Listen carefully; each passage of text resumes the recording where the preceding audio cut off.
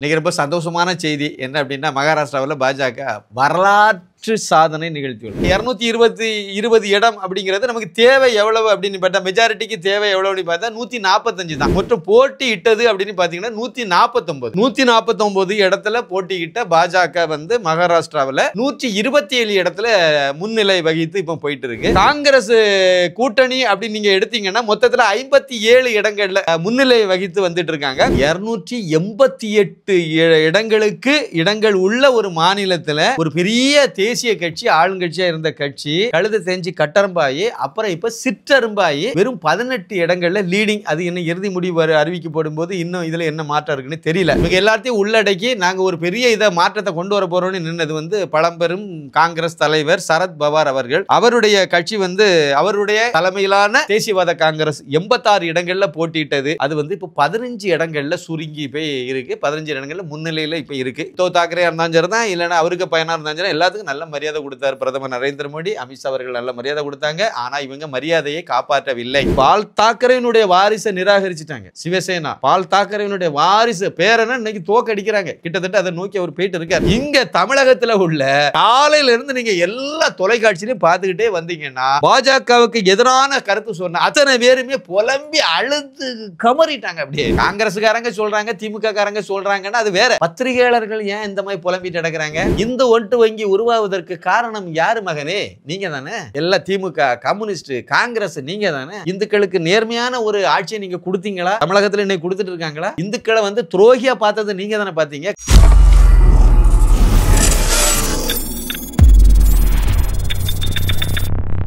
சாமானியன் குரல் தேசியவாதிகளுக்கு எனது பணிவான வணக்கம். இன்னைக்கு ரொம்ப சந்தோஷமான செய்தி என்ன அப்படின்னா மகாராஷ்டிராவில் பாஜக வரலாற்று சாதனை நிகழ்த்தியுள்ளது. இதுவரைக்கும் வரலாற்றில் இடம்பெறாத அளவுக்கு பாஜக அணி வந்து அதிகமான இடங்களில் வெற்றி பெற்றிருக்கு. இதுதான் முக்கியமான ஒரு செய்தி. அதே சமயத்தில் வந்து ஜார்க்கண்டில் வந்து ஜார்க்கண்ட் முக்தி மோர்ச்சா ஆட்சி, அதாவது ஜார்க்கண்ட் முக்தி மோர்ச்சா காங்கிரஸ் அந்த கூட்டணி வந்து ஆட்சியை தக்க வச்சுருக்காங்க. இந்த ரெண்டு விஷயந்தான் நம்ம இந்த சுருக்கமாக நம்ம ஒரு அப்டேட் மட்டும் கொடுத்துடலாம்னு நினைக்கிறேன். சரி, இந்த ரெண்டு செய்தியும் கொஞ்சம் சுருக்கமாக நம்ம பார்க்கலாம். மகாராஷ்டிராவுக்கு வாங்க. மகாராஷ்டிராவில் வந்து மொத்த இடம் வந்து 288. மொத்த இடங்கள் வந்து 288. இதுக்கு 145 சீட்டு வந்து எந்த அணி வெற்றி பெறுதோ இல்லை எந்த கட்சி வெற்றி பெறுதோ அது வந்து ஆட்சியை பிடிக்குங்கிறது நிலவரம். இதில் வந்து இப்போ லேட்டஸ்ட்டாக கிடைச்ச தகவல் படி இன்னும் முழுக்க அறிவிக்கலை. நாம் வந்து ஒரு 12:30 மணி நிலவரம்னு நீங்கள் எடுத்துடுங்க. பகல் 12:30 மணி நிலவரப்படி என்ன இருக்குது அப்படிங்கிறத நம்ம இப்போ உங்களுக்கு சொல்கிறோம். இதில் சின்ன சின்ன மாற்றங்கள் வரலாம், பெரிய அளவில் மாற்றம் வராது. ஏன்னா இப்போ வந்து தேசிய ஜனநாயக கூட்டணி அப்படின்னு சொல்லக்கூடிய பாஜக அணிக்கு வந்து இந்த நேரத்தின் நிலவரப்படி 220 இடங்களில் வந்து லீடிங்கில் அவங்க போயிட்டுருக்காங்க முன்னணியில். 220 இடம் அப்படிங்கிறது நமக்கு தேவை எவ்வளவு அப்படின்னு பார்த்தா மெஜாரிட்டிக்கு தேவை எவ்வளோ அப்படின்னு பார்த்தா 145 தான். அப்போ அதுக்கு வந்து ரொம்ப தாண்டி எங்கேயோ எல்லையை தாண்டி போயிட்டாங்க. அதில் என்ன வந்து எப்படி பார்த்தாலும் நீங்கள் வந்து 1-2 சீட்டு குறைஞ்சா கூட கண்டிப்பாக 215 அதுக்கு மேற்பட்ட இடங்களில் தான் வெற்றி இறுதி ரிசல்ட் வரும்போது பாஜக அணி வந்து வெற்றி பெற்றிருக்கோம். அதில் எந்த மாற்றமும் இல்லை. அதில் பாஜக வந்து 127 இடங்களில் வந்து முன்னிலை வகித்து போயிட்டே இருக்கு. 127 மற்றும் போட்டியிட்டது அப்படின்னு பார்த்தீங்கன்னா 149 இடத்துல போட்டியிட்ட பாஜக வந்து மகாராஷ்டிராவில் 127 இடத்துல முன்னிலை வகித்து இப்போ போயிட்டு இருக்கு. அதே மாதிரி பாஜக அணியில் உள்ள சிண்டே தலைமையிலான, அதுதான் ஒரிஜினலான சிவசேனா, அங்கீகரிக்கப்பட்ட சிவசேனா, அந்த கட்சி வந்து 81 இடங்களில் போட்டியிட்டது. இப்போ வந்து அது 56 இடங்களில் வந்து லீடிங்கில் முன்னணியில் போயிட்டு இருக்கு. இன்னொரு முக்கியமான கட்சி பாஜக அணியில் வந்து திரு அஜித் பவார் அவர்கள் தலைமையிலான தேசியவாத காங்கிரஸ். இதில் நீங்கள் முக்கியமாக ஒரு விஷயத்தை நீங்கள் பார்க்கணும். இவர் வந்து யார் அப்படின்னா சரத் பவாருடைய மருமகன். சரத் பவாருடைய தேசியவாத காங்கிரஸை உடைச்சி தனியாக வந்தவர் தான் இவர். அதனால் அது ஒரு சின்ன பாயிண்ட் நீங்கள் ஞாபகம் வச்சுடுங்க. அங்கே உள்ள அரசியல் சூழலை இதுதான். அவர் வந்து 59 இடங்களில் வந்து அந்த அஜித் பவார் தலைமையிலான தேசியவாத காங்கிரஸ் வந்து போட்டியிட்டது. அதில் 36 இடங்கள்ல வந்து அவங்க லீடிங்கில் முன்னிலையில் அவங்க போயிட்டு இருக்காங்க. காங்கிரஸ் கூட்டணி அப்படின்னு நீங்கள் எடுத்தீங்கன்னா மொத்தத்தில் 57 இடங்களில் காங்கிரஸ் கூட்டணி மொத்தத்தில் 57 இடங்களில் தான் வந்து முன்னிலை வகித்து வந்துட்டு இருக்காங்க. அதில் காங்கிரஸ் வந்து 101 இடங்களில் அவங்க போட்டியிட்டாங்க. அதில் வந்து லீடிங், அதாவது முன்னிலை அப்படின்னு பார்த்தீங்கன்னா 18 இடத்துல தான் முன்னிலை. ஒரு சமயத்தில் மகாராஷ்டிராவில் ஆளுங்கட்சி காங்கிரஸ், நம்புங்கள். அதனுடைய பரிதாபமான நிலைமையை பார்த்துடுங்க. 18 இடங்களில் தான் எத்தனை இடத்துக்கு 288 இடங்களுக்கு இடங்கள் உள்ள ஒரு மாநிலத்தில் ஒரு பெரிய தேசிய கட்சி ஆளுங்கட்சியாக இருந்த கட்சி கழுதை தேஞ்சி கட்டரம்பாயி அப்புறம் இப்போ சிற்றரும்பாயி வெறும் 18 இடங்களில் லீடிங். அது இன்னும் இறுதி முடிவு அறிவிக்கப்படும் போது இன்னும் இதில் என்ன மாற்றம் இருக்குன்னு தெரியல. அதே மாதிரி பால் தாக்கரே அவர்களால் அவருடைய மகன் உத்தவ் தாக்கரே தலைமையிலான கட்சி பால் தாக்கரேனுடைய கொள்கை அதனுடைய சித்தாந்தம் அனைத்துக்கும் எதிராக தேசியவாதம் தேசிய இந்துத்துவா இதெல்லாம் தூக்கி தூர போட்டுட்டு அப்படியே போய் நான் செக்குலர் ஆகிட்டேன் அப்படின்னு சொல்லிட்டு போனார். அவருடைய கட்சி போட்டியிட்ட இடம் 95. உத்தவ் தாக்கரே தலைமையிலான சிவசேனா கட்சி போட்டியிட்டது 95 இடம். இப்போ அது அப்படியே ஒரு 18 இடத்துல முன்னிலையில் இருக்குது. 18 அது எப்படி காங்கிரஸ் 18 அதேமாதிரி இவங்களும் ஒரு 18 இடத்துல இருக்காங்க. இவங்க எல்லாத்தையும் உள்ளடக்கி நாங்கள் ஒரு பெரிய மாற்றத்தை கொண்டு வர போகிறோன்னு நின்னது பழம்பெரும் காங்கிரஸ் தலைவர் சரத் பவார் அவர்கள். அவருடைய கட்சி அவருடைய தலைமையிலான தேசியவாத காங்கிரஸ் 86 இடங்களில் போட்டியிட்டது. அது இப்போ 15 இடங்களில் சுருங்கி போய் இருக்குது. 15 இடங்களில் முன்னிலையில் இப்போ இருக்குது. இறுதி முடிவு வரும்போது 1-2 கூட குறையலாம். இது நிலவரம். இதில் 2-3 விஷயத்தை நம்ம பார்க்கணும். ஒன்று அஜித் பவார் தலைமையிலான அதாவது சரத் பவார் அவர்களுடைய மருமகன் இருக்கார்ல அவர் தான் தேசியவாத காங்கிரஸ் அவருடைய தலைமையிலான தேசியவாத காங்கிரஸை மக்கள் ஏற்றுக்கொண்டார்கள். சரத் பவார் அவர்களை நிராகரித்து விட்டார்கள்ங்கிறத ஒரு பாயிண்ட் இந்த இடத்துல நம்ம புரிஞ்சுக்கலாம். அதே மாதிரி சிவசேனாவை பொறுத்த வரைக்கும் ஷிண்டே தலைமையிலான சிவசேனாவை தான் மக்கள் அங்கீகரிச்சிருக்காங்க. அதே சமயத்தில் பால் தாக்கரேயினுடைய மகன் உத்தவ் தாக்கரே அவருடைய மகன் ஆதித்யா தாக்கரே இவங்களெல்லாம் மக்கள் நிராகரிச்சிட்டாங்க அப்படிங்கிறத நாம் புரிஞ்சுக்கலாம். இதை விட கொடுமை என்னன்னா அதாவது பால் தாக்கரேனுடைய பேரன் ஆதித்யா தாக்கரே இருக்கார் பார்த்தீங்களா, அவர் ஓர்லி அப்படிங்கிற தொகுதியில் இப்போ பின்னடைவை சந்திச்சுட்டு இருக்கார். யார்கிட்ட அப்படின்னா ஷிண்டே இருக்கார் பார்த்துங்க, அவருடைய தலைமையிலான சிவசேனா கட்சி வேட்பாளர்கிட்ட அவங்க பின்னடைவை சந்திச்சு போயிட்டு இருக்காரு. அநேகமாக அவர் தோற்று போயிடுவார்னு சொல்கிறாங்க. சரி எதுவோ நடக்கட்டும். அந்த சூழ்நிலை எப்படி போகுதுன்னு பார்த்துருங்க. அதே மாதிரி இங்கே ஒரு பேரன் இருக்கார் உதயநிதி. அங்கே எப்படி ஆதித்ய தாக்கரேன்னு இருக்காரு அதே மாதிரி இங்கே உதயநிதி சின்னமேளம்னு ஒருத்தர் இருக்கார். இவருக்கு வரக்கூடிய தேர்தலில் என்ன ஆகுன்னு தெரியல, பார்ப்போம்.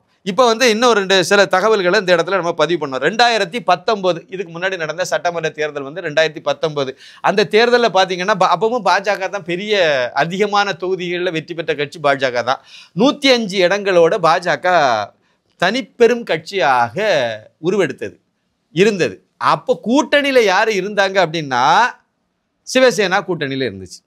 அதாவது சிவசேனா எந்த சேதாரமும் இல்லாமல் பால் தாக்கரே அவர்களால் உருவாக்கப்பட்ட அந்த சிவசேனா அப்படியே தொடர்ந்து பாஜக அணியில் இருந்து அது ஒரு இயற்கையான கூட்டணி. எல்லாமே தேசியவாதம், 2 கட்சியுமே இந்துத்துவா இதை முன்னிலைப்படுத்தி போகக்கூடிய கட்சியாக இருந்தது. அதுக்கு அந்த கட்சி கூட்டணியில் நின்று 56 இடங்களில் அவங்க வெற்றி பெற்றாங்க. அஜித் பவார் இப்போ இருக்கார் பார்த்தீங்களா, இவர் காங்கிரஸ். அஜித் பவார்னா அதாவது சரத் பவார் அவங்களுடைய அந்த தேசியவாத காங்கிரஸ் 54 இடங்களில் அவங்க வெற்றி பெற்றிருந்தாங்க. காங்கிரஸ் 44 இடத்துல வெற்றி பெற்றிருந்தாங்க. இது 2019 5 ஆண்டுகளுக்கு முன்னாடி உள்ள நிலவரம். என்ன வேலை பார்த்தாங்க அப்படின்னா காங்கிரஸ் இந்த சரத் பவார் எல்லாரும் சேர்ந்து ஒரு வேண்டாத வேலையை பார்த்தாங்க. என்ன பண்ணாங்கன்னா நீங்கள் 105 இடத்துல வெற்றி பெற்றது யார்? பாஜக. அப்போ ஒரு கூட்டணியில் 105 இடத்துல தேர்தலுக்கு முந்தைய கூட்டணி 105 இடத்துல அவங்க வெற்றி பெற்றிருக்காங்க. பாஜகன்னா முதலமைச்சர் பாஜக அணியில் கொடுக்கறது தான் நியாயம், அப்படி தானே? அதே மாதிரி அதில் 2வது இடத்துல அதை கூட்டணி கட்சியாக இருந்த சிவசேனா 56 இடத்துல வெற்றி பெற்றிருக்கு. தேவை 145. இப்போ 145க்கு தேவை இருக்க இல்லையோ கூட்டணியில் ஏற்கனவே இருந்துட்டீங்க. அதில் பாஜக எப்போவுமே அந்த பெருந்தன்மையாக நடக்கக்கூடியவங்க தான். அப்போ உங்களுக்கு துணை முதலமைச்சர் பதவி வாங்கி நீங்கள் அந்த ஆட்சியை நீங்கள் தொடர்ந்துருந்தீங்கன்னா இந்த 5 வருஷமும் கரெக்டாக வந்திருப்பீங்க. இப்போ கூட அதே மாதிரி ஒரு நாகரிகமான ஒரு அரசியல் முன்னெடுக்கப்பட்டிருக்கும், அப்படி தானே? ஒரு பெருந்தன்மையான அரசியலாக இருந்திருக்கும். பாஜக எல்லா இடமும் பெருந்தன்மையாக தான் இருக்கும். நீங்கள் ஊபியில் இதுக்கு முன்னாடி வாஜ்பாய் காலத்தில் பார்த்தீங்க அப்படின்னா மாயாவதி அவர்களை நீங்கள் 2 வருஷம் நாங்கள் 2 வருஷம் இருக்குன்னு சொல்லிட்டு அங்கே பண்ணாங்க. கடைசியில் அது 2 வருஷம் அவங்க அந்த அம்மா முழுமையான ஆட்சியை முடிச்சுக்கிட்டு அப்படியே முதுகில் ஏறி ஒரு மிதிச்சுட்டு அது போயிட்டு. காஷ்மீரில் இதே மாதிரி முகபூமா முக்தி இதே வேலையை தான் பார்த்தாங்க. கர்நாடகத்திலும் இதே மாதிரி தான் நடந்துச்சு சம்பவம். அதுக்கு பிறகு அது இப்போ வேற மாதிரி வந்திருக்குன்னு வச்சுருங்க. அங்கே வந்து நம்ம குமாரசாமி தேவகவுடா அவருடைய பையனும் இதே மாதிரி முதலமைச்சரெல்லாம் இருந்தார். அப்புறம் பின்னாடி வந்து முதுகில் குத்திட்டு போனார். அப்புறம் பழையபடி இப்போ திருந்தி வந்திருக்காரு. சரி இருக்கட்டும், இது வந்து நிலவரம். ஆனால் இந்த 3 சம்பவத்தில் நீங்கள் பார்த்தீங்கன்னா பாஜக வந்து பெருந்தன்மையான ஒரு இதில் தான் இருந்துச்சு.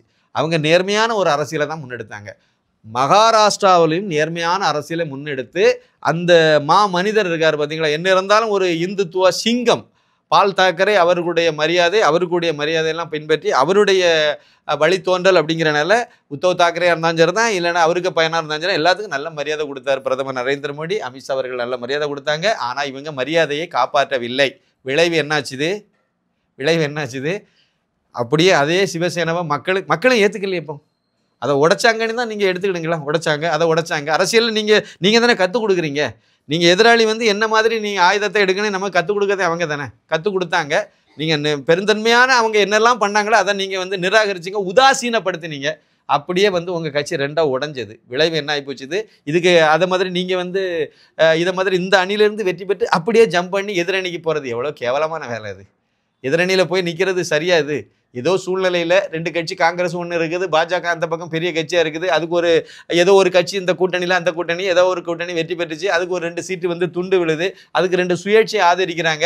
இல்லைன்னா இந்த அணியில் இருந்ததுல 2 பேர் போய் அங்கே அந்த மாதிரி ஆதரிச்சது தப்பு.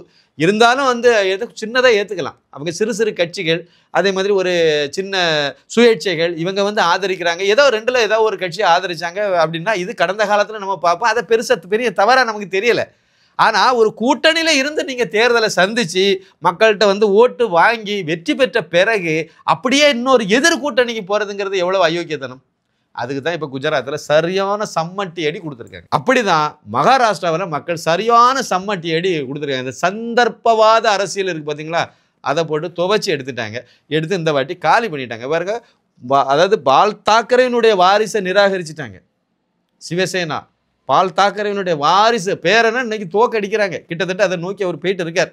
வெற்றி பெறட்டும், நம்ம வாழ்த்து சொல்லிடுவோம். என்ன இருந்தாலும் பால் தாக்கரேனுடைய பேரன் அவர் ஏதாவது ஒரு சூழ்நிலையில் கடைசியில் வெற்றி பெற்றார்னா சந்தோஷப்பட்டுருவோம்.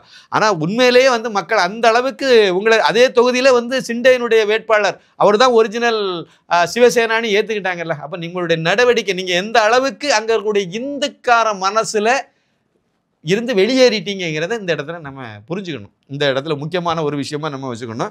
இதில் இன்னொரு டேட்டாவையும் நம்ம பார்க்கணும். டேட்டாவையும் சும்மா ஒரு சின்ன அனலைஸ் பார்த்தோம் அப்படின்னா அது இன்னும் கொஞ்சம் சிறப்பாக இருக்கும்.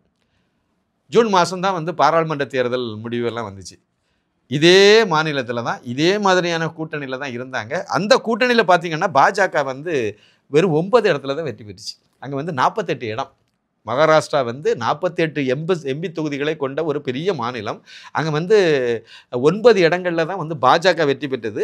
சிண்டே அப்போவே கூட தானே இருக்கார். சிண்டேக்கு வந்து 7 தொகுதி தான் கிடச்சிது சிவசேனாவுக்கு. அதே மாதிரி அஜித் பவாருக்கு வந்து 8 தொகுதி கிடச்சிது. மொத்தத்தில் நீங்கள் கூட்டி பார்த்தீங்கன்னா 24 தான் வந்துச்சு. அப்போ 48ல் சரி பாதி தான் பாஜக அணிக்கு கிடச்சிது. இதுதான் பாஜக வந்து மேலே, அதாவது மத்தியில் வந்து பெரும்பான்மை கிடைக்காம போனதுக்கு ஒன்று வந்து மகாராஷ்டிரா, இன்னொன்று உத்தரப்பிரதேசம். 2 மாநிலங்கள்லேயும் வந்து அதிகமான இடங்களில் பாஜக அணி வெற்றி பெறாமல் போனதுனால பெரும்பான்மையே கிடைக்காம போச்சு. சரியா? இதை நீங்கள் கொஞ்சம் யோசனையில் வச்சுடுங்க. அப்படியே நீங்கள் 2019 பாராளுமன்ற தேர்தலில் நீங்கள் பார்த்தீங்க அப்படின்னா பாஜக அணினா பாஜக சிவசேனா, பழைய சிவசேனா, இந்த அணி நின்று 2019 பாராளுமன்ற தேர்தலை சந்திச்சிருப்பாங்க 5 வருஷத்துக்கு முன்னாடி. அந்த தேர்தலில் நீங்கள் பார்த்தீங்க அப்படின்னா பாஜகவுக்கு வந்து 23 இடங்களில் பாஜக வெற்றி பெற்றிருக்கும். அதுக்கு முந்தின 2014 நீங்கள் பார்த்தீங்கன்னா 23 இடத்துல பாஜக வெற்றி பெற்றிருக்கும். அப்படியே ஸ்டார்டிங் அப்படியே நின்றுருக்கும். அப்படியே அதே மாதிரி சிவசேனா வந்து 18 இடத்துல வெற்றி பெற்றிருப்பாங்க. அதுக்கு முன்னாடி உள்ள தேர்தல் 2019, 14 2 தேர்தல் எடுத்து பார்த்தீங்கன்னா அதே மாதிரி 18 இடத்துல அவங்க வெற்றி பெற்றிருப்பாங்க. அந்த கூட்டணியினுடைய ஓட்டு அந்த சீட்டை மொத்தத்தில் பார்த்தீங்கன்னா 42 வந்திருக்கும். அப்போ 48க்கு 42ங்கிறது மத்தியில் பாஜக அணி வந்து ஆட்சி அமைக்கிறதுக்கு மிகப்பெரிய பூஸ்டாக அமைஞ்சுது. சரியா? 2014லையும் அது அமைஞ்சது, 2019லையும் அமைஞ்சது. இந்த கூட்டணியை மக்கள் ஏற்றுக்கிட்டாங்க, இந்துக்கள் ஏற்றுக்கிட்டாங்க. இதை நீங்கள் பார்க்கணும். அங்கே இருந்து அந்த இந்துத்துவ சித்தாந்தம் வந்து பால் தாக்கரே அவர்கள் காலத்தில் இருந்து அங்கே உருவானது. அது வந்து போக போக அதிகமாயிட்டே வந்துச்சு. ஓரளவுக்கு அங்கே நல்லாவே இந்துத்துவ ஓட்டு வங்கி உருவாயிட்டு ஏற்கனவே ஓரளவுக்கு. ஆனால் இந்த தேர்தலை, அது குறிப்பாக இந்த சட்டமன்ற தேர்தலில் ரொம்ப அதிகமாகவே உருவாயிட்டு. அதுதான் அந்த இடத்துல தான் நான் இதை சொல்ல வரேன். அதே மாதிரி கடந்த பாராளுமன்ற தேர்தலில் பார்த்தீங்கன்னா காங்கிரஸுக்கு வந்து 13 இடத்துல அவங்க வெற்றி பெற்றாங்க. அதே மாதிரி அது சரத்பவார் தலைமையிலான அந்த தேசியவாத காங்கிரஸ் 8 இடங்களில் வெற்றி பெற்றாங்க. அதே மாதிரி சிவசேனா இருக்குது பார்த்தீங்களா, அந்த உத்தவ் தாக்கரே தலைமையிலான சிவசேனா அவங்க 9 இடத்துல வெற்றி பெற்றாங்க. அப்போ இது எல்லாமே சேர்ந்து அவங்களுக்கு ஒரு பெரிய எண்ணிக்கையை அவங்களுக்கு கொடுத்துச்சு. பாஜக அணி வந்து மிகப்பெரிய தோல்வியை சந்தித்தது. அதாவது 24ங்கிறது ரொம்ப ரொம்ப கம்மியான பாதி வந்ததுனால இந்த மாதிரி ஒரு பெரிய மோசமான நிலைமையை மத்தியில் உருவாக்குறதுக்கு காரணமாக மகாராஷ்டிரா பாராளுமன்ற தேர்தல் அமைஞ்சுது. இப்போ நீங்கள் இந்த தேர்தலை நீங்கள் பார்க்கும்போது இது அப்படியே நிறைய தலைகீழ இருக்குது. இந்த ரிசல்ட்டு கிட்டத்தட்ட 220 இடங்களில் பாஜக அணி வந்து முன்னிலை பெற்றிருக்கு அப்படின்னு சொன்னால் அது மிகப்பெரிய ஒரு எண்ணிக்கை. அது அதேமாதிரி பாஜக தனிச்சே 127 இடத்துல முன்னிலையில் வந்துட்டு இருக்கு அப்படின்னு சொன்னால் கொஞ்சம் 1-2 கூட குறைய வரும்னு வச்சுருங்க. அது இறுதி முடிவு வரும்போது மாறுதலுக்கு உட்பட்டது தான். இருந்தாலும் 127ங்கிறது மிகப்பெரிய ஒரு எண்ணிக்கை. பாஜக போட்டியிட்டதே 149 தான். அதில் 127 இடத்துல வெற்றி பெற்றிருக்கு அப்படிங்கிறது வந்து மிகப்பெரிய ஒரு மாற்றத்தை அந்த மக்கள் வந்து கொடுத்துருக்காங்கிறத அந்த இடத்துல நம்ம புரிஞ்சுக்கலாம். இதனால் பாஜக அணி தான் அங்கே வந்து ஆட்சி அமைக்கிறங்கிறத எந்த மாற்றுக்கிறதும் கிடையாது. ஆனால் இப்போ கடந்த இதில் வந்து பார்த்தீங்க அப்படின்னா அங்கே வந்து ஏக்நாத் சிண்டே அவர்கள் வந்து இதுவரைக்கும் முதலமைச்சராக இருந்தார். கண்டிப்பாக அது என்னமே அவர் துணை முதலமைச்சர் இல்லை அவங்க கட்சியில் உள்ளவங்க துணை முதலமைச்சராக அவங்க வர்றதுக்கு வாய்ப்பு. பாஜக இதில் இருந்து தான் முதலமைச்சர் அநேகமாக பட்னாவிஸ் வந்து அங்கே வந்து முதலமைச்சராக வர்றதுக்கு வாய்ப்பு. இவர்களுடைய சூழ்நிலை வந்து அதை தான் சொல்லுது. ஏன்னா 127 இடத்துல வெற்றி பெற்றாங்க. கூட்டணி இருக்காங்க. கூட்டணிக்கு வந்து துணை முதலமைச்சர் இருக்கும், கண்டிப்பாக இருக்கும். அதை வந்து அவங்க கொடுத்துருவாங்க. அதே சமயத்தில் தேவேந்திர பட்னாவிஸ் வந்து அங்கே முதலமைச்சராக வருவார். இது வந்து அங்கே உள்ள சூழ்நிலையாக இருக்குது. இந்த அளவுக்கு அங்கே வந்து இந்து ஓட்டு வங்கி இதை வந்து நான் சொல்லலைங்க. நான் இந்து ஓட்டு வங்கி வந்துட்டு அப்படிங்கிறத நான் சொல்லலை. இங்கே தமிழகத்தில் உள்ள காலையிலேருந்து நீங்கள் எல்லா தொலைக்காட்சியிலையும் பார்த்துக்கிட்டே வந்தீங்கன்னா பாஜகவுக்கு எதிரான கருத்து சொன்ன அத்தனை பேருமே புலம்பி அழுது கமறிட்டாங்க. அப்படியே அது வந்து அங்கே மதவெறியை தூண்டி விட்டார்கள். அதனால வந்து இந்துக்கள் ஓட்டு வந்து பொலரைஸ் ஆயிட்டு, அது பொலரைஸ் ஆனாலே வெற்றி பெற்று. அதனால என்ன தப்பு இருக்கு? அதனால என்ன தப்புங்க இருக்கு? நீங்க எல்லாம் எப்படிங்க ஜேர்னலிஸ்ட்னு சொல்றீங்க? இல்லைன்னா எப்படி நீங்க நேர்மையாக அணுகிறீங்க? இல்லை கேட்குறேன், கிறிஸ்தவ ஓட்டு வங்கி உருவானா தப்பு கிடையாது. கிறிஸ்தவங்க எல்லாம் ஒன்று சேர்ந்து ஓட்டு போட்டால் தப்பு கிடையாது. முஸ்லீம்களெல்லாம் ஜமாத்தில் சொல்லியோ இல்லைன்னா மசூதியில் சொல்லியோ ஒட்டு மொத்தமாக ஓட்டு போட்டால் தப்பு கிடையாது. திமுக காங்கிரஸ் கூட்டணிக்கு கலந்த நம்ம தமிழகத்தில் நடந்த பாராளுமன்ற தேர்தலில் என்ன மாதிரி ஓட்டு போட்டாங்க? அதுக்கு முன்னாடி 2021 சட்டமன்ற தேர்தலில் என்ன மாதிரி ஓட்டு போட்டாங்க? கிறிஸ்தவங்களும் முஸ்லீம்களும் ஒட்டு மொத்தமாக ஓட்டு போட்டாங்க. இப்போ பொதுவெளியில் வெளிப்படையாகவே சொன்னாங்களே, நீங்கள் போட்ட பிச்சையில் தான் நாங்கள் எங்கள் ஆட்சி இருக்குன்னு இன்னைக்கு வரைக்கும் மு.க. ஸ்டாலின் சின்னமேளம் அவர்கள் சொல்லிட்டு இருக்காரு. பெருமைப்படுறாரு. அதில் நீங்கள் போட்ட பிச்சையில் நாங்கள் முதலமைச்சர் அப்படிங்கிறதுல பெருமைப்படுறாரு அவர். இதெல்லாம் வந்து ஓட்டு வங்கி உருவானதில் தப்பு கிடையாது. இந்த ஓட்டு வங்கி வந்தால் மட்டும்தான் தப்புன்னா இது எங்கேயோ மூளையில் கோளாறு இருக்குன்னு தான் அர்த்தம். காங்கிரஸுக்காரங்க சொல்கிறாங்க, திமுக காரங்க சொல்கிறாங்கன்னா அது வேற. பத்திரிகையாளர்கள் ஏன் இந்த மாதிரி புலம்பிட்டு நடக்கிறாங்க? காலையிலேருந்து நீங்கள் பாருங்கள், முன்னணி சேட்டலைட் சேனல்கள் எல்லாம் பாருங்கள் நடந்து புலம்பிட்டு இருந்தாங்க. இதை நான் கொஞ்சம் கவனிக்க வேண்டியது பார்த்தேன், என்னால் கவனிக்க முடிஞ்சது. அப்போ எனக்கு ஒரு பெரிய சந்தோஷமாக இருந்துச்சு, உண்மையிலே பெரிய சந்தோஷமாக இருந்துச்சு. ஏன்னா இந்த ஓட்டு வங்கி உருவாவதற்கு காரணம் யார் மகனே? நீங்கள் தானே. எல்லா திமுக, கம்யூனிஸ்ட்டு, காங்கிரஸ் நீங்கள் தானே. இந்துக்களுக்கு நேர்மையான ஒரு ஆட்சியை நீங்கள் கொடுத்தீங்களா? தமிழகத்தில் இன்னைக்கு கொடுத்துட்டு இருக்காங்களா? இந்துக்களை வந்து துரோகியாக பார்த்தது நீங்கள் தானே பார்த்தீங்க. கிறிஸ்தவ முஸ்லீம் ஓட்டு வேணுங்கிறதுக்காக உங்கள் தந்தையார் அந்த கருணாநிதி சின்னமேளம் அவர்கள் என்ன வார்த்தையை பயன்படுத்தினார்? இந்துன்னா திருடன்னு சொல்லிவிட்டார்ல. அவ்வளவு வழிபாட்டு முறையும் கிழிவுபடுத்தி பேசினார்ல. இந்துக்களுடைய வழிபாட்டை இழிவுபடுத்தி பேசினார். கோவில்களை உடைப்பேன்னு சொன்னார்.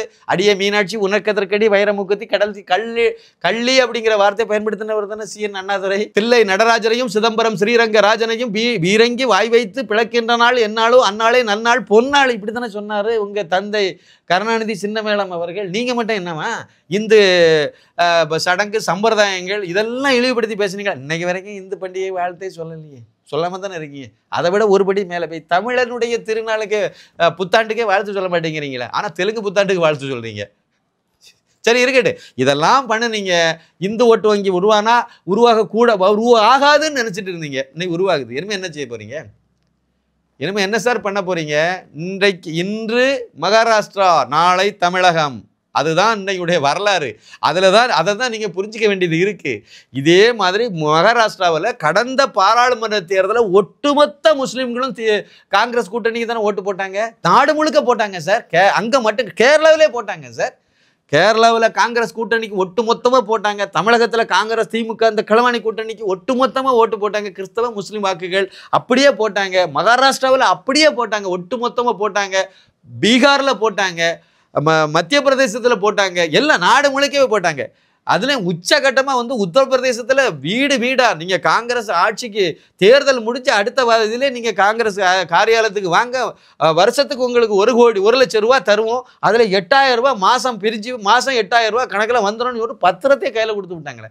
எல்லா இடமும் கொடுத்தாங்க. டெல்லியில் கொடுத்தாங்களே, படித்த மக்கள்கிட்டலாம் கொடுத்தாங்களே, குறிப்பாக முஸ்லீம்கிட்ட போய் கொடுத்தாங்க. கொடுத்து இது உங்களுக்கான ஆட்சின்னு சொன்னாங்க. குஜராத் மட்டும் இல்லை, உத்தரப்பிரதேசத்தில் குறிப்பாக ராமர் பிறந்த ராமருக்கு ஆலயம் எழுப்பப்பட்ட அயோத்தியை உள்ளடக்கிய பைசாபாத்திலேயே வந்து பாஜக வந்து தோல்வியை தழுவியது. எதனால? ஒட்டுமொத்த முஸ்லீம்களும் ஒன்று சேர்ந்து ஓட்டு போட்டாங்க. சரிதானே? ஓட்டு போட வச்சிங்கல்ல, கிறிஸ்தவங்க ஓட்டெல்லாம் ஒன்று சேர்ந்து போட வச்சிங்கல்ல. அப்படியே நேரம் இப்போ அந்த வினை அப்படியே திருப்பி உள்டாவாக வருது. மகாராஷ்டிராவில் நீங்கள் இப்பவும் கூட எலெக்ஷனில் என்ன செய்தீங்க? உலமாக்கல் சங்கம், உலமாக்கல் கவுன்சில் ஆஃப் மகாராஷ்டிரா என்ன முடிவு பண்ணாங்க? 14 தீர்மானம் போட்டு உங்களுக்கு அனுப்புனாங்க. 14 கட்டளைகள். 14 1929 முகமது அலி ஜின்னாங்கிற அந்த பிரதேசி இந்த மாதிரி தான் வேலையை பார்த்து அப்படி முஸ்லீமை தனியாக பிளந்து விட்டுச்சு, நாட்டையும் பிளந்துட்டு போயிட்டு இருந்தாள். அதே வேலை தானே நீங்கள் அதே மாதிரியான ஒரு தீர்மானத்தை போட்டிங்களா இல்லையா? அன்னைக்கு முகமது அலி ஜின்னா என்னெல்லாம் போட்டானோ அதை அவ்வளோத்தையும் இன்றைக்கி கண்டிஷனாக போட்டு நீங்கள் வந்து இந்த காங்கிரஸ் களவாணி கூட்டணி வந்து ஆட்சி உங்களுக்கு நாங்கள் ஆதரிக்கிறோம், நீங்கள் எங்களுக்கு இதை பண்ணணும்னு சொன்னீங்களா இல்லையா? அந்த உலமாக்களுடைய அதனுடைய ஏற்பாட்டில் என்ஜிஓக்கள் சொல்லி அதன் மூலமாக முஸ்லீம்கள் வந்து இதுவரைக்கும் ஓட்டு பதிவு போடாதவங்களாம் நீங்கள் போடணும்னு சொல்லி அவங்களுக்கு விழிப்புணர்வு ஓட்டு பதிவு பண்ணாத, அதாவது வாக்காளர் அடையாள அட்டை இல்லாதவங்கள்லாம் பதிவு பண்ண வச்சு 40 வயசு 45 வயசு வரைக்கும் ஓட்டு போடாத முஸ்லீம்கள் எல்லாம் வந்து ஓட்டர்ஸ் லிஸ்ட்டில் கொண்டு வந்து அவங்களெல்லாம் ஓட்டு போட வச்சு இது அவ்வளோ வேலையும் பார்த்தீங்களா? அது அவ்வளோ காங்கிரஸுக்கு களவாணி கூட்டணி ஓட்டு போடணும்னு சொல்லிங்களா? இதெல்லாம் நல்லா செய்தீங்களா? அப்படியே இந்துக்காரனை அதை பார்த்துக்கிட்டே இருந்தேன். நீங்கள் இதெல்லாம் பண்ணும்போது நாங்களும் ஒன்று சேர்ந்து ஓட்டு போட்டால் தப்பு கிடையாதுல்ல. இப்போ நீங்கள் வந்து எங்களுக்கு எதிராகவே எல்லாம் பண்ணிட்டு இருப்பீங்க, எல்லா இடத்துலையும் செய்வீங்க, ஆனால் நாங்கள் மட்டும் பார்த்துட்டு இருக்கணுமா? க்ளீனாக போட்டாங்க, ஒன்று சேர்ந்து ஓட்டு போட்டாங்க. பாஜக அணி மிகப்பெரிய அளவில் வெற்றி பெற்றுச்சு. குறிப்பாக அங்கே முஸ்லீம்கள் அதிகமாக உள்ள தொகுதியாக கண்டறியப்பட்ட 30க்கும் மேற்பட்ட தொகுதி, 30 தொகுதி நீங்கள் எடுத்துக்கணும் நம்பரை, 30ல் 15க்கும் மேற்பட்ட தொகுதியில் பாஜக அணி தான் வெற்றி பெற்றிருக்கு. 15க்கு மேலே, அது என்ன இறுதி முடிவு வரும்போது தான் என்ன தெரியும். பாபா முஸ்லிம்கள் பெரும்பான்மையாக, அதாவது எண்ணிக்கையில் பல்கு அதிகமான எண்ணிக்கையில் இருக்கக்கூடிய தொகுதிகள் எல்லாம் பாஜக அணி வெற்றி பெறுதுன்னா எப்படி வெற்றி பெறுது? யோசிங்க. இந்துக்கள் அப்போ ஒன்று சேர்ந்து ஓட்டு போட ஆரம்பிச்சிட்டாங்கன்னு அர்த்தம். அதாவது முஸ்லிம்கள் பெரும்பான்மையான முஸ்லிம்கள் வந்து வெற்றி தோல்வியை நிர்ணயிக்க அளவுக்கு கணிசமான எண்ணிக்கையில் இருக்கக்கூடியன்னு நீங்கள் எடுத்துடுங்க, தொகுதிகளை எடுத்துடுங்க. முஸ்லீம்கள் வந்து பெரும்பான்மைங்கிறது 50% மேலே இல்லை, அவங்க அதிகமான எண்ணிக்கையில் இருக்கக்கூடிய தொகுதிகளில் 30 தொகுதிகளில் 15க்கு மேற்பட்ட தொகுதிகளில் பாஜக அணி வெற்றி பெற்றிருக்குன்னா என்ன காரணம்? முஸ்லீம்கள் எல்லாம் அந்த பக்கம் திமுக காங்கிரஸ் கூட்டணிக்கு ஓட்டு போட்டாங்க, இந்துக்கள் எல்லாம் இந்த பக்கம் பாஜக அணிக்கு ஓட்டு போட்டாங்க. இந்துக்கள் வந்து ஓட்டு வந்து அதிகமான ஓட்டு இருந்ததுனால, இந்துக்கள் வந்து ஒருமிச்சு ஓட்டு போட்டதுனால, இந்துக்கள் ஓட்டு உங்களுக்கு கிடைக்காதனால தோற்று போயிட்டீங்க. இப்போ வந்து புலம்புறாங்க, அழுறாங்க. அதனுடைய வெளிப்பாடு தான் இங்கே தமிழகத்தில் வரைக்கும் இருந்து ஒப்பாரி வைக்கிறாங்க. கூடுதலாக ஒரு சின்ன செய்தி இந்த இடத்துல நம்ம சொல்லணும். அதே மகாராஷ்டிராவில் வந்து தமிழகத்தில் இருந்து ஒரு கட்சி போய் போட்டிட்டாங்க. விடுதலை சிறுத்தைகள், திருமாவளவன் அவர்கள் தலைமையிலான விடுதலை சிறுத்தைகள் கட்சி வந்து அங்கே போய் போட்டிட்டாங்க. 4 தொகுதியில் தான் இவங்களால நிற்க முடிஞ்சுது. 4 தொகுதியில் 3 தொகுதியில் வந்து பானை சின்னமே இவங்களுக்கு கிடைச்சிது. ஒரு தொகுதியில் குக்கர் சின்னத்தில் போட்டிட்டாங்க. அந்த ஓட்டுகள் இன்னும் எண்ணப்படவில்லை. எத்தனை நாள் கழிச்சு எண்ணுவாங்கன்னு எனக்கு தெரியல. அது ஏதாவது எண்ணி அதை சொன்னாங்க அப்படின்னா நான் உங்களுக்கு பின்னாடி சொல்கிறேன். ஆமாம், தேசிய கட்சி ஆயிடுச்சு. விடுதலை சிறுத்தைகள் வந்து தேசிய கட்சியாக பரிணமிச்சு ஒவ்வொரு தேர்தலையும் ஒவ்வொரு தெலுங்கானா அங்கங்கெல்லாம் போட்டிட்டாங்க, மகாராஷ்டிராவிலையும் போய் போட்டிட்டாங்க. அதில் இன்னொரு துணுக்கு செய்தி என்னென்னா, அங்கே போட்டியிட்ட அந்த வேட்பாளர்கள் இருக்காங்கல்ல, விடுதலை சிறுத்தைகள் வேட்பாளர், இவங்க எல்லாம் போய் சத்ரபதி சிவாஜி சிலைக்கு மாலை போட்டாங்க. இந்து மதத்தை இழிவுபடுத்தின இந்த கட்சியினுடைய வேட்பாளர் மகாராஷ்டிராவில் சத்ரபதி சிவாஜிக்கு போய் மாலை போட்டாங்க. இவங்களுடைய டெம்ப்ளேட் என்னென்னலாம் இந்த நோட்டீஸ் அடித்தாங்களோ எல்லா நோட்டீஸ்லையும் சத்ரபதி சிவாஜியுடைய போட்டோவும் வச்சாங்க. வச்சு போய் அங்கே போய் ஓட்டு கேட்டாங்க. கேட்டால் மட்டும் போட்டுருவாங்களா? அது வேற கதை. ஆனால் வச்சு எலெக்ஷனில் இதெல்லாம் நடந்துச்சு. இது உங்களுக்கு தெரியாத தகவலாக இருக்கும் பலருக்கும், அதனால் நான் அந்த தகவலை நான் உங்களுக்கு சொன்னேன். கூடுதலாக இன்னும் ஒரு விஷயத்தையும் நம்ம வந்து பார்க்கணும். என்ன அப்படின்னா, இதே நேரத்தில் ஜார்க்கண்ட்லேயும் தேர்தல் நடந்துச்சு. அதை நான் சொல்லலை, அதை நம்ம சொல்லிடுவோம். 81 இடங்கள் உள்ள ஒரு மலை பகுதியான ஒரு மாநிலம் தான், சின்ன மாநிலம். 81 எம்எல்ஏனாலே அது சின்ன மாநிலம் தானே. 41 எம்பிக்கள் எம்எல்ஏக்கள் 41 இடங்களில் அதிகமாக வெற்றி பெற்றுட்டாங்க அப்படின்னா அந்த கட்சி ஆட்சி அமைக்கும். அங்கே வந்து என்ன அப்படின்னா, மொத்தத்தில் வந்து இப்போ ஜார்க்கண்ட் முக்தி மோர்ச்சா அதுதான் வந்து ஏற்கனவே அவர் தான் வந்து ஆட்சியில், அந்த கட்சி தான் ஆட்சியில் இருக்குது. அதனுடைய கூட்டணி வந்து காங்கிரஸ். இவங்க வந்து இப்போ அங்கே வந்து லீடிங்கில் இருக்காங்க. அவங்க தான் ஆட்சி அமைக்க போகிறாங்க, கண்டினியூ பண்ணுறாங்க. அந்த ஆட்சி அப்படி தொடர்றாங்கன்னு நீங்கள் வச்சுடுங்க. ஜார்க்கண்ட் முக்தி மோர்ச்சா வந்து போட்டியிட்டது 43 இடங்களில் போட்டியிட்டது. இப்போ வந்து முன்னிலையில் இருக்கக்கூடியது 30 இடங்களில் அவங்க முன்னிலையில் இருக்காங்க. காங்கிரஸ் வந்து 30 இடங்களில் போட்டியிட்டது, 14 இடங்களில் அவங்க வந்து முன்னிலையில் இருக்காங்க. அவங்க கூட்டணியை சார்ந்த ஆர்ஜேடி, ராஷ்ட்ரிய ஜனதா தளம், ஒரு லல்லு பிரசாத் கட்சி, அவங்க வந்து 6 இடத்துல போட்டிட்டாங்க, 4 இடத்துல முன்னிலையில் இருக்காங்க. மொத்தத்தில் அவங்க 50, ஒன்று குறைவு கூடுதல் அப்படி இருக்குது. கிட்டத்தட்ட அந்த 50 எண்ணிக்கையில் இந்த அணி வந்து முன்னிலையில் இருக்குது. கண்டிப்பாக வெற்றி பெறும்போதும் 50 அளவுக்கு வந்துடும். மெஜாரிட்டி 41 வந்தாலே வெற்றி தான். அதனால் 50ங்கிறது அவங்க வெற்றியை தக்க வச்சுட்டாங்க. மாநிலத்தில் காங்கிரஸ் கூட்டணி, காங்கிரஸுக்கு என்ன இருந்தாலும் அவங்களும் கூட்டணி தானே. ஆனால் காங்கிரஸ் கூட்டணி அணி வந்து அங்கே வந்து வெற்றி பெற்றது அப்படிங்கிற மாதிரி நம்ம எடுத்துக்கலாம். பாஜக வந்து 68 இடத்துல போட்டியிட்டது, 27 இடத்துல அவங்க அந்த முன்னணி கூட்டணி கட்சிகள் வந்து 13 இடத்துல போட்டியிட்டது. அதில் வந்து ஒரு 3-4 இடத்துல அவங்க வந்து முன்னிலை வந்துட்டு இருக்காங்க. எவ்வளோ இடம் இறுதி முடிவு வரும்போது மிச்சம் தெரியும். இதில் ஒரு சின்ன பாயிண்ட்டை நம்ம பார்க்கணும். கடந்த 2019 சட்டமன்ற தேர்தலில் ஜார்க்கண்ட் முக்தி மோர்ச்சா அந்த கட்சி வந்து 19 இடத்துல, அதாவது 30 இடங்களில் வந்து அவங்க வெற்றி பெற்றிருந்தாங்க. 2019 சட்டமன்ற தேர்தலில் ஜார்க்கண்ட் முக்தி மோர்ச்சா வந்து 30 இடங்களில் வெற்றி பெற்றிருந்தாங்க. இப்போ அதே 30 இடத்துல தான் இப்போ லீடிங்கில் போயிட்டு இருக்காங்க.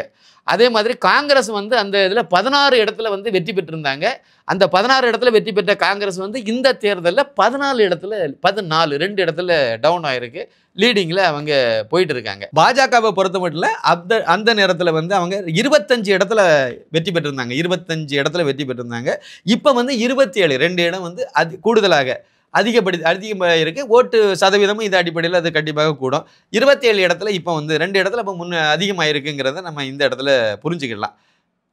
இது வந்து அங்கே உள்ள ஒரு கூடுதல் தகவல். இன்னும் ஒரு முக்கியமான தகவல் என்ன அப்படின்னா, இடைத்தேர்தல் பல்வேறு மாநிலங்களில் உள்ள இடைத்தேர்தல் நடந்துச்சு. அதில் கேரளாவில் 2 சட்டமன்ற தொகுதிக்கு இடைத்தேர்தல் நடந்துச்சு. அதில் ஒரு தொகுதியில் வந்து பாஜக வந்து முன்னிலை அப்படி சொன்னாங்க. அப்புறம் அது என்ன ஆச்சுன்னு தெரியல. அது என்ன பாஜக வெற்றி பெறுமாங்கிறது எனக்கு தெரியல. 2 சட்டமன்ற தேர்தல் அங்கே பொறுத்த வரைக்கும். வயநாடு பாராளுமன்ற தொகுதி, அதில் வந்து பிரியங்கா, அது உலகத்துக்கே தெரியும் அந்த மாதிரி தான் வெற்றி பெற போகுதுன்னு தெரியும். ஏன்னா அங்கே தான் முஸ்லீம் தானே. இங்கே பாஜகவுக்கு இந்துக்கள் ஓட்டு போடக்கூடாது. ஆனால் வயநாட்டில் காங்கிரஸுக்கு முஸ்லீம்கள் அவ்வளோ ஒன்று சேர்ந்து ஓட்டு போடலாம். அங்கே தான் ஆகச்சிறந்த உலகத்திலே மிகப்பெரிய பயங்கரவாத குழுக்களுக்கான துணை போகக்கூடிய குழுவே அங்கே தான் இருக்குது. முஸ்லீம் பயங்கரவாத குழு சர்வதேச அளவில் எவ்வளவு அழிச்சாட்டியம் பண்ணிட்டு நடக்காங்களோ அவங்க அவ்வளவு லிங்கம் வந்து வயநாட்டில் தான் இருக்குது.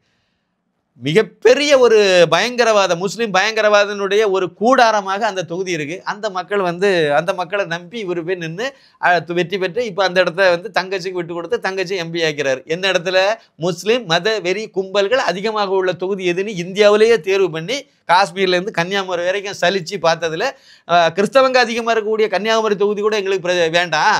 ஆனால் வந்து முஸ்லீம் மதவெறி கும்பல், அதாவது இன்னும் பயங்கரவாதத்தில் தொடர்புடையவங்க அதிகமாக இருக்கக்கூடிய வயநாடு தான் வேணும்னு சொல்லி தேர்வு செய்து அந்த இடத்துல போய் நின்றுட்டு இவங்க வந்து வெற்றி பெற்றுட்டாங்க கிட்டத்தட்ட. ஏன்னா இப்போ முன்னணியில் போயிட்டு இருக்காங்க, ரொம்ப ஓட்டு வித்தியாசமாயிட்டு கண்டிப்பாக அங்கே வந்து அவங்க தான் வந்து வெற்றி பெற போகிறாங்க, வெற்றி பெறுவாங்கங்கிறதுல எந்த சந்தேகமும் கிடையாது. இதில் நாம் தெரிஞ்சுக்க வேண்டிய விஷயம் என்னென்னா, மகாராஷ்டிராவில் இந்து ஓட்டு வங்கி உருவாகி இந்துக்களுடைய எழுச்சி ஏற்பட்டிருக்கு. இந்துக்கள் ஒட்டுமொத்தமாக சேர்ந்து திமுக அந்த காங்கிரஸ் கூட்டணியே சாட்சி விட்டாங்க, பாஜக அணியை வெற்றி பெற வச்சுட்டாங்க அப்படிங்கிறது. அதே சூழ்நிலை ஜார்க்கண்ட் மாநிலத்தில் இல்லை. அங்கே வந்து இன்னமும் இந்துக்களுக்கு விழிப்புணர்வு கம்மி தான். எல்லா மாநிலங்களையும் அதை போய் வந்துட்டுன்னு சொல்ல முடியாது. ஜார்க்கண்டில் வந்து கொஞ்சம் கம்மி தான். அங்கே வந்து இருக்கக்கூடிய சூழ்நிலை, படிப்பறிவு, மற்ற விஷயங்கள் எல்லாம் அதுக்கு காரணமாக இருக்குது. வருங்காலத்தில் அங்கேயும் வந்துடும், அதில் ஒன்றும் கவலைப்பட வேண்டியதில்லை. இப்போ நாம் சொல்ல வேண்டிய விஷயம் என்னென்னா, அடுத்து வரக்கூடிய சட்டமன்ற தேர்தலில் தமிழகத்தில் என்ன ஆகும் அதெல்லாம் நம்ம பார்த்துட்டு இருக்கோம். இங்கே கல்வி அறிவில் நமக்கு வந்து நம்ம ஒன்றும் ஜார்க்கண்ட் மாநிலம் மாதிரி பின்தங்கிய மாநிலம் கிடையாது, முன்னேறிய மாநிலம். இந்துக்களுக்கு விழிப்புணர்வு அதிகமாகிட்டே இருக்குது, அதுக்கு தெரியுது. அது கடந்த பாராளுமன்ற தேர்தலில் இந்து ஓட்டு வங்கியினால தான் பாஜக வந்து 11.5% ஓட்டு வாங்கிச்சு, பாஜக அணி வந்து 18% ஓட்டு வாங்கிச்சுங்கிறது எல்லா இதுவுமே வந்து இந்து ஓட்டு வங்கியை வச்சு தான் அது வந்துச்சு. அது இப்போ அதிகமாகுது. வரக்கூடிய தேர்தலில் இன்னும் 10% ஓட்டு வந்து பாஜக அணிக்கு அதிகமாக வந்தாலே ஆட்சி பிடிச்சிருவாங்க. இன்றைக்கி இருக்கக்கூடிய அணிகள் நிலவரப்படி பார்த்தா ஆட்சி பிடிக்கும். பாஜக தலைமையிலேயே ஆட்சி பிடிக்கும். அதிமுக கூட்டணி இல்லாமல் ஆட்சியை பிடிச்சிரும். அதை நோக்கி தான் அந்த மனநிலை, மக்களுடைய மனநிலை, இந்துக்களுடைய மனநிலை இருக்குது. இதை நம்ம வந்து சரியாக 2026 சட்டமன்ற தேர்தலில் தமிழகத்தில் உள்ள ஒவ்வொரு இந்துக்களும் இதை வந்து கவனத்தில் எடுத்துக்கிட்டு இதை செய்யணும். இல்லைன்னா அடுத்த தலைமுறை வந்து உறுதியில் வந்து கையெழுத்து போட படிக்கிற மாதிரி ஆகி போயிடும். கொஞ்சம் யோசிக்கணும். இல்லை அப்படின்னா வந்து நம்ம கலாச்சாரத்தை விட்டு கிறிஸ்தவனாக வாழக்கூடிய சூழ்நிலையை நோக்கி இவங்க போயிட்டுருக்காங்க. எல்லாத்துக்கும் மேலே மது, அப்புறம் வந்து போதைப்பொருள், இதனுடைய தாக்கத்தில் இருந்து நம்ம மீட்கவே முடியாது. எல்லா சந்து பொந்துலையும் கொண்டு சேர்த்துட்டாங்க இந்த திராவிடியா மாடல் அரசாங்கத்தின் சார்பாக. அதனால் வந்து அதில் இருந்து நம்ம மீட்கணும்னா கூட மறுபடியும் ஒரு காமராஜர் ஆட்சி தமிழகத்தில் நடக்கணுங்கிற மாதிரி அந்த மாதிரி யோசித்தா கூட திமுகவில் உள்ள குறிப்பாக இந்துக்கள் கண்டிப்பாக உங்களுடைய சந்ததியினர் நல்லா இருக்கணும்னு அப்படி நினச்சி அதுக்காக வேண்டியாவது கண்டிப்பாக திமுக கூட்டணி விட்டு வெளியே வந்து பாஜக அணிக்கு ஓட்டு போடணும். அண்ணாமலை அவர்களை முதலமைச்சர் ஆக்கணுங்கிறது என்னுடைய கோரிக்கை. நன்றி, வணக்கம்.